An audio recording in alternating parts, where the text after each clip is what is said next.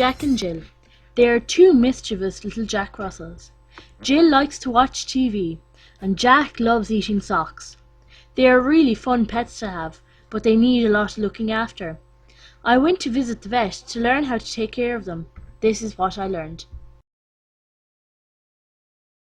You have to go and see where the puppies come from. You have to see, we'll say, for example, if you have children, where this puppy is coming from. Has there been children? Does a pup know what a child is?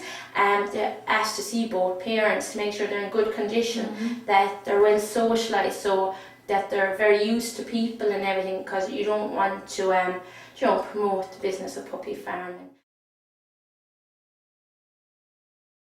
First of all, you should ask the people where you got the pup, what has it been eaten. Now, a lot of good breeders will always send a bag of that food with the puppy, and then you can really change the puppy onto whatever puppy food you want. Now, what we recommend is nuts, because wet food is very bad for them. They're more inclined to be obese with it. It's very bad for their teeth. It causes a lot of plaque and tartar. It's very dear, and actually 80% of wet food is actually water. So even when you buy a tin of food, there's only a teaspoon of goodness in it, and a lot of people don't know that. And wet food as well, it's injected with smells. So when you open a tin, you think, oh, it smells lovely like chicken. There's actually no smell off wet food. The smell is only put in there for owners, not for the dogs, because the dog will eat it anyways. So we recommend to go on nuts. Now, it really depends what brand they want to go for. Now, if you have a large breed puppy, which would be like a Saint Bernard or a Great Dane, we'd recommend a large breed puppy nut, because there's actually extra stuff in it for their joints. And just go by the guidelines and what it says at the back. Don't let the puppy eat as much as it wants, because if they grow too fast, it causes a lot of problems and deformities with their bones. And just water. Now, when you get a puppy, it'll probably be eaten 3 times a day, and then when it gets to 6 months of age, twice a day. Maybe at a year you'll be putting it back to once a day. But it really depends on the breed. And also, when you're changing a puppy's nuts from its original nuts to the nuts you're going to keep it on, that takes 7 days. You can't just suddenly change their food, because they'll get sick in you. So you wean them slowly onto the new food. Generally, I wouldn't tell people exercise their puppies too much, because you could over-exercise them. And what I would do is recommend you to play with your puppy. And when the puppy gets tired, it will stop. Like when a puppy wants to sleep, you will not keep them awake. And generally, large breeds, like when they're a puppy, not to walk them too much, because really they do so much energy in their body to be growing and everything. You don't want to overexert them. So really just play with them and let them stop when they want. But as adults, it is very important for them to be exercised. So when you're getting a puppy, really you should look at what breed to get. Like if you are not going to walk every evening, there is no point getting like the most idyllic sheepdog in the world. You should really look how much exercise you are willing to do with it.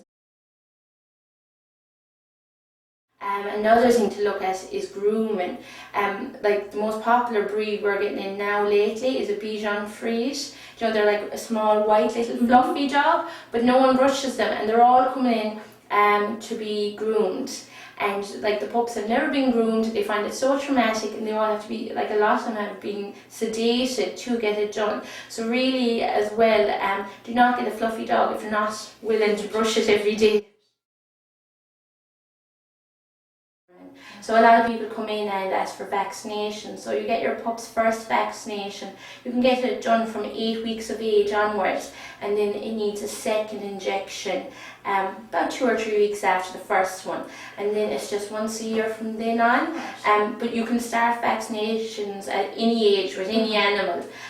They don't have to be puppies, but that's the youngest you can do it from, because if you do it before 8 weeks, they should be with their mother, drinking the mother's milk, and the mother's immunity will actually wipe out the vaccination. When I was at the vet surgery, I met Freya, who was after having surgery done and also got microchipped. This is what I found out about microchipping. It's a barcode. It's about the size of a grain of rice, and it goes over the left shoulder. You inject it in, and then you register that barcode to you. So if she ever went missing, at any time, if she ever went into a pound or another vet and they scanned her, they'd be able to contact the owners. Right. And even we'll say if she went missing and 10 years down the line, the microchip will always work. Oh, so it's generally located over the left shoulder, but in older dogs sometimes it migrates down their body, just with age. Yeah. You should neuter your dogs for a few reasons.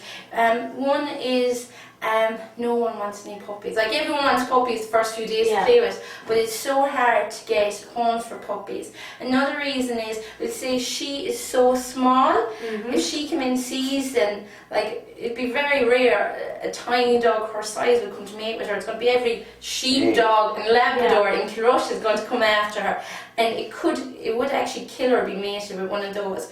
Another thing is, when they're in season, she could run away from home because she wants to have a mate, so she'd go roaming. Another thing is as well, when they're in season, their hormone levels are so high, they get into a lot more fights, they do, especially male dogs, if they know there's a female in season around the place. They're like a lot of dogs that come in here after dog fights, they are entire dogs. But what I mean is entire is they're not neutered. It helps to prevent a lot of different types of cancer, it does. We'll say when you neuter them, you remove their ovaries, and a lot of older female dogs get ovary cancer. So when you remove the part, it brings that cancer actually down to zero. They can't get that cancer. Also, there's different type of cancers they can get, which if you catch them before their first season, which is generally when they're 6 or 7 months old, it brings those cancers down. But even if you neutered her after her first season, it wouldn't bring the cancer rate down as much, but it would still bring it down about 80%.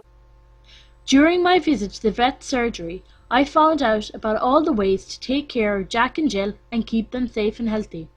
They are hard work to care for, but I wouldn't trade them for the world.